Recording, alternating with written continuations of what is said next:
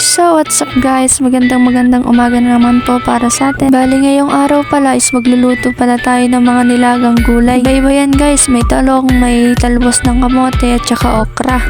And ayan nga mga kamarit, inuna ko nang tinanggal yung mga tangkay ng talbos ng kamote para naman maisalang na natin mamaya. And binilisan ko na nga pala dyan mga mare para maaga natin matapos yung pagluluto natin. And ayan nga, ako'y tapos na mga mare.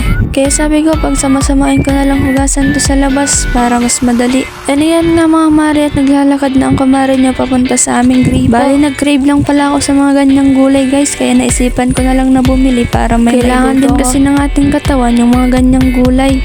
At mas masustansya pa yan kaysa sa mga karne. Kaya naman kaway-kaway sa mga nag-uulam ng ganyang mga gulay. Bali lalaga lang pala natin yung iba dyan guys, yung okra tsaka yung talbos ng kamote, masarap na yan.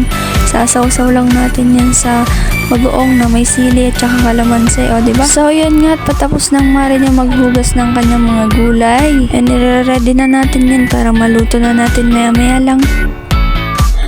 So ayun nga mga mare, at nagpapapoy na dyan yung kumare nyo para sa ating paglulutuan mamaya. Uling lang pala yung ginagamit ng kumare nyo dyan para sa aming magluluto. Syempre mahirap lang din naman yung buhay, kaya tiyaga lang diba. Darating din yung araw na makakapagluto tayo sa magandang lutuan diba mga mare. Basta magsikap lang sa buhay, walang imposible. At ayan nga, at naluto na yung ating talbos ng kamote tsaka yung okra ni ate.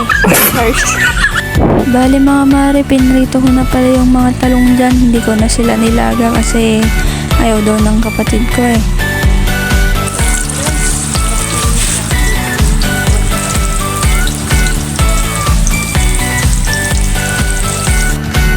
At ayan na nga mga mare, natapos na rin ang ating mga nilutong ulam. So kain na!